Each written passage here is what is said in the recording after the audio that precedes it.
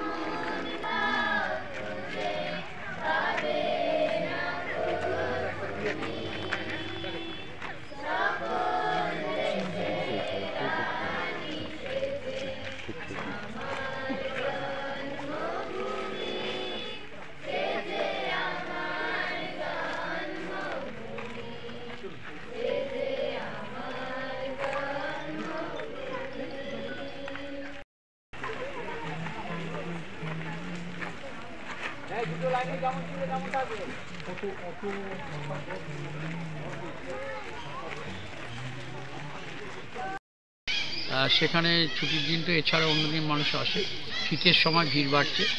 আমার ওখানে একটি নিজেরই তৈরি করা অনাথ আশ্রম আছে, তাদের এবারে নিয়ে এসেছিলাম দেখাতে। স্বাভাবিক ওরা দেখছে সব কিছু।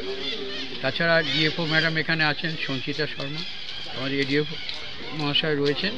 এর মধ্যে এসে ওরা বললেন যে বর্ধমান স্টেশনে কদিন আগে পৃথিবীর দ্রুততম পাখি হচ্ছে বাজ পাখি, সেই চোরা কারবারিরা নিয়ে যাচ্ছিল।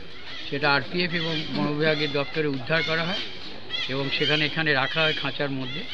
ম্যাজিস্ট্রেটের নির্দেশ অনুযায়ী সেগুলো আজ ছেড়ে দেওয়া হলো, কিন্তু এটা ছাড়বার আগে এদের স্বাস্থ্য পরীক্ষা করা হয়েছে, এদের ঠিকই আছে, পাখিগুলো ছেড়ে দেওয়া যেতে পারে। তাই ম্যাজিস্ট্রেটের নির্দেশ ক্রমে আজ ছাড়া এখানে হলো। ডিএফও ম্যাডাম বলে আপনি যখন আছেন আপনি এটা ছাড়ুন। আমি আর ডিএফও ম্যাডাম কটা ফ্যালকন ছিল এখানে? চারটে।